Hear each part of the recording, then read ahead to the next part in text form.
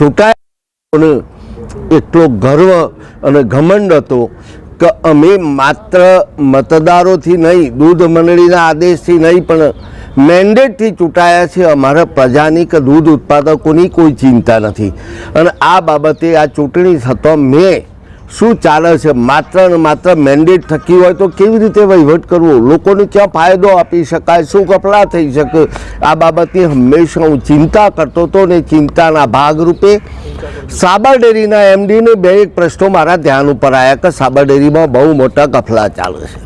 ત્યારે પહેલી વાત મારા ધ્યાન પર એ આવી કે સાબર ડેરીના એક ડિરેક્ટરને એની ગાડી ચલાવવા માટે સાબર ડેરીથી વ્યવસ્થા ચેરમેનશ્રી અને એમના આ ચૂંટાયેલા લોકોએ કરી. તપાસ કરતો માલુમ પડ્યું કે આ તો આજથી નહીં, છેલ્લા 7-8 વર્ષથી ખર્ચ સાબર ડેરીમાં પડે.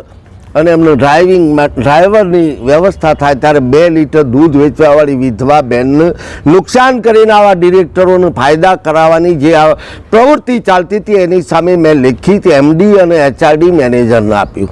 પણ એ તપાસ કરવાના બાને તમે તપાસ શું કર્યું તો કે એ તો મેં એમડીને આપી. એમડીને પૂછ્યું તો કે ચેરમેન સાહેબને ખબર.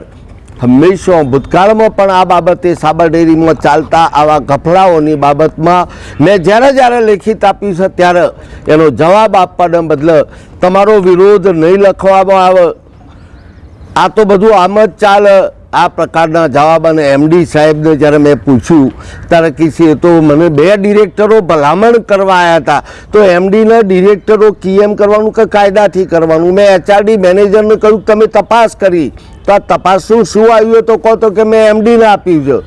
મેં ભાઈ તમે રિપોર્ટ કર્યો એની કોપી તો કે મારી પાસે નથી. મેં કે ભાઈ સાબર ડેરીમાં કોઈ વસ્તુની ઓછી નથી હોતી. તમારી ઘીની ગાડી અહીંથી જાય તો કેટલા ડબ્બા ગયા, એની જો ઓછી આવે તો બહાર જઈને એનું બિલ ફાડી નાખશે. તો આ ધંધો કરો છો તમે, તમને 5-5 લાખ રૂપિયા પગાર આટલા માટે આપવામાં આવે છે.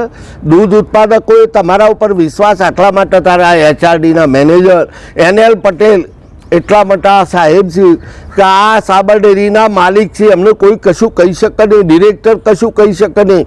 જ્યારે દૂધ ઉત્પાદકોએ મારા પર વિશ્વાસ મૂકીને 16 ઝોનમાંથી 75% વોટ આપ્યા ત્યારે મારી ફરજના ભાગરૂપે મેં એચઆરડી મેનેજરને વારંવાર લેખિત આપવા છતાં એટલા મોટા કે ફક્ત ને ફક્ત ચેરમેન, ફક્ત ને ફક્ત એમડી અને એમની ખુરશીઓ ટકાવવા, લાભ લેવા માટે, મામા માસીને પ્રમોશન આપવા માટે આ ડેરી ચાલે છે.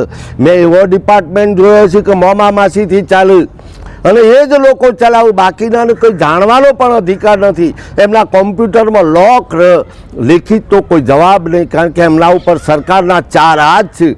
ત્યારે એમની સામે મારા પ્રેસ કરવાની અને નીચે બેસવાની. આવનારા દિવસોમાં દર સોમવારે મારી પ્રેસ થશે. આપ સૌ મીડિયાના માધ્યમથી પ્રજાને જાણકારી આપો, દૂધ ઉત્પાદકોને જાણકારી આપો કે તમારી દૂધ ભરતા આ સંસ્થાની અંદર જે ચાલે છે એના સામે તૈયાર થો. હું તમારી આગેવાની લેવા તૈયાર છું કે આવા ગફલા થતાં રોકવાશે. એમડી હોય કે એચઆરડી મેનેજર, અહીંયા મામા માસીનું રાજ ચાલે છે. એવા લોકોને પ્રમોશન, એવા લોકોને હોદ્દા, એવા લોકોને ક્વાર્ટર્સ, આ પ્રકારના ધંધા, આનાથી પણ બહુ મોટા ધંધા સમાયા હું તમને આપીશ.